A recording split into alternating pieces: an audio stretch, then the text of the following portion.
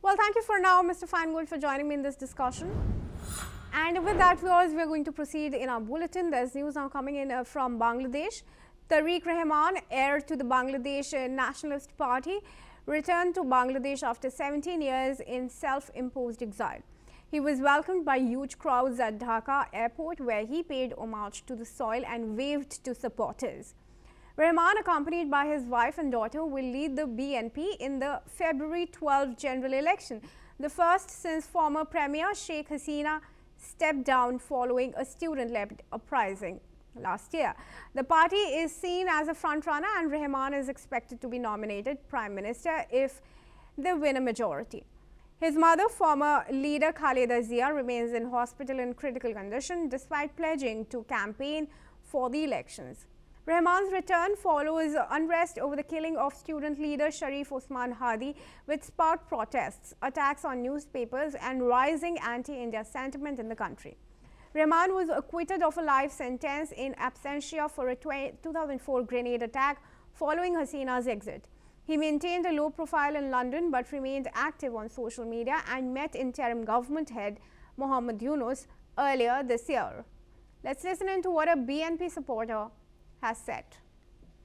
মানে কি বলবো ভাষা বোঝার মতো না এত আনন্দ আজকে আমাদের মনে হয় যে আমরা একটা ঈদের আনন্দ মনে ভোগ করতেছি তা আল্লাহ তার দীর্ঘ ইয়া করুক যে আমরা দোয়া করি যে সেদিন সুস্থ থাকে এবং উনি পুরো বাংলাদেশে তার স্বপ্নের মতো একটা নতুন বাংলাদেশ গড়ে তুলুক এটা আমরা আশা করি দীর্ঘ 17 বছর পর ওনাকে দেখার অনুভূতি আমি আপনাকে ভেঙে বলতে পারবো না আমি অনুভূতির আবেগে আপ্লুত হয়ে গেছি আমাদের এমপ্লয়িরা সাধারণ বিমান এমপ্লয়ি যারা আছে তারা আবেগ আপ্লুত আপনি দেখতে পাচ্ছেন সবাই হাতে প্লেকার্ড এবং ব্যানার ক্যাপ নিয়ে মাঠে নেমে গেছে All right, and joining me in this discussion is Ambassador Veena Sikri. She is the former High Commissioner of India to Bangladesh and joins us from New Delhi. Thank you very much, ma'am, for joining me in this discussion. Ambassador Sikri, do you think Rahman's return will have a significant impact on the voters in Bangladesh, especially given the fact that he's really been absent from Bangladesh's politics for all these years in self-exile? Well, the return of Tarique Rahman has certainly added a lot of excitement because, as you correctly said, he has returned after 17 years. And he's returned at a very crucial time because it's just 6 weeks or so before the scheduled election. But also it's a very tense time because we've seen a lot of political difficulties. It was the murder of one of the candidates, very high-profile murder. Osman Hadi, head of the Inqilab Manch, was shot while he was traveling in Dhaka on an auto rickshaw. And we've also seen that, the Awami League, led by former Prime Minister Sheikh Hasina, the activities of the Awami League have been banned, and Awami League is not being allowed to take part in the election. This also has led to its own uncertainty because the events of the last 15 months have shown that the Awami League vote bank is really intact. And above all, there is the presence of the Jamaat-e-Islami as the de facto power behind Mohammad Yunus. And they now seem to be more interested in bringing together a coalition of Islamist parties, the Jamaat-e-Islami, the Islami Andolan Bangladesh, the National Citizen Party, which is not really a students' party, but it has members of the Islami Chhatra Shibir, the student wing of the Jamaat-e-Islami. So, the Islamist group seems to be very interested in getting to power. So in that sense, there's a clash between the BNP, which used to be an erstwhile alliance partner of the Jamaat-e-Islami, when Begum Khaleda, the head of the BNP, was Prime Minister from 2001 to 2006. The Jamaat-e-Islami was a member of her ruling alliance. But now it's a very different situation. Nonetheless, I think there are a lot of nuances here because a large portion of the BNP, maybe 50% or more, they really are pro-Jamaat. And all the arrangements for the return, etc., of BNP are really being made by the pro-Jamaat faction of the BNP. So one can see here that there might be a certain synergy between what what Tarique Rahman is saying and doing and what the Jamaat-e-Islami would want. The more liberal, the pro-1971 Liberation War faction of the BNP, led by Mirza Fakhrul, seems to have been really sidelined. Even the as General Secretary, Mirza Fakhrul is not being associated at all with the return of Tarique Rahman. And we will see how this works out and whether in this short period of 6 weeks, whether Tarique Rahman can adjust himself into contesting the elections. We know that the candidates for the BNP have been announced some time back. We know that one or two candidates for the BNP have actually already withdrawn because of the tense, uncertain situation. So it is early days, but let us see how it works out. Do you think this sort of last-minute entry of Tarique Rahman just ahead of the elections also shows some kind of confidence that he may have, or could it also indicate that he was probably already in touch with possibly members of the Jamaat that are ruling the roost as of now?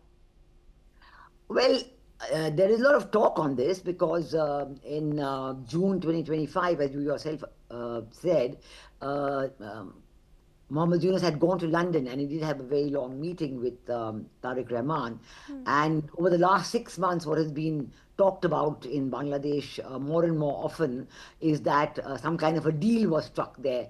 That Mohammed Yunus would be president of Bangladesh and Tarique Rahman would be prime minister and the deputy prime minister would be the head of the Jamaat-e-Islami. That was the talk at that time for a long time after Mohammed Yunus' return. Now, whether that still holds good or not is difficult to say because the Jamaat-e-Islami has certainly strengthened its own position in these intervening months. But then the Jamaat-e-Islami is also having difficulty finalizing its own candidates with all the other Islamist parties. So all these are, pre-election workouts that are to some extent inevitable. But in my view, the biggest thing is that the election should be fully participatory and the Awami League should not be banned. And I think Government of India has made very strong and very correct demarches to this account. And we've said again and again that unless the elections are participatory, they will not be credible.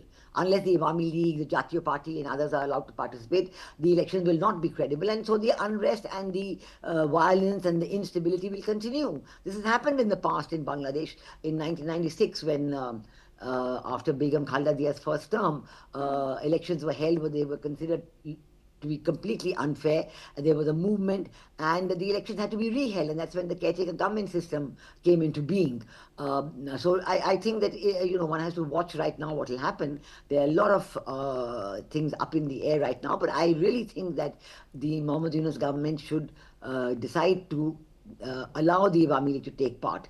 Actually, they have just banned the activities of the Awami League. So according to what Mohammed Yunus himself said when he was in New York in September this year, he said that no, we haven't banned the Awami League, we just banned the activities, and that the election commission could decide whether Awami League should participate. So I think that would really be the best to bring stability to Bangladesh, and I think that American congressmen have already written to Mohammed Yunus saying that they would like that the election should be representative, that all political parties should be allowed to participate. Of course, Mohammed Yunus's office says they haven't yet received the letter as of yesterday. That's what they were saying. So I don't know is that what it means really. But I think that from all counts, I would say that as Government of India has been saying many times that Awami League should be allowed to participate, and the elections will be free and fair and participatory, so they'll be credible. And any government that this process throws up, will be welcome to take charge and decide what the future of Bangladesh should be. Finally, Ambassador Sikri, one last question on the Bangladesh discussion. What impact do you think the killing of Osman Hadi is going to have on the Nationalist Citizens Party? Do you think there is a possibility of it getting some sympathy votes and enough to counter the others which may be more favorable as of now? Well, the shooting and then subsequent death of Osman Hadi, he's actually the head of the Inqilab Monch. It was a party which was a small group, highly anti-Indian. And the Yunus regime immediately decided to blame India and called in a high commissioner and said, we believe that the shooter has gone to India, etc. Of course, government of India refuted it very strongly, and we also called in the Bangladesh High Commissioner. And as of day before yesterday, the Yunus regime actually reversed their own position and said that there is no clear evidence that the shooter has gone to India, and in fact they don't know who the shooter is. So that was the Yunus regime had to eat humble pie on that one. I think they owe the government of India an apology. And but what has happened with the Inqilab Manch is that Usman Hadi's brother is now accusing the Yunus regime of being responsible for the killing, and he even called upon Mohammed Yunus to resign. So, it has created a lot of commotion within what should be, a very well-established Islamist coalition, because by this time, Jamaat Islami has been working on this for 15 months, and one would have expected that everything had been sorted out.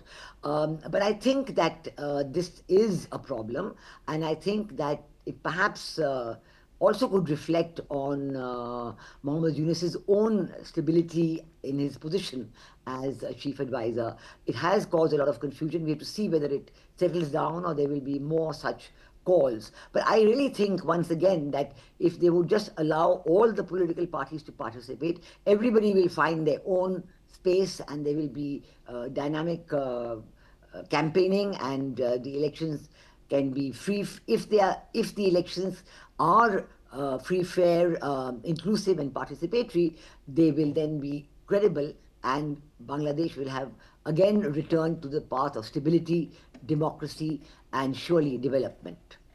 All right, sure. Thank you very much, Ambassador.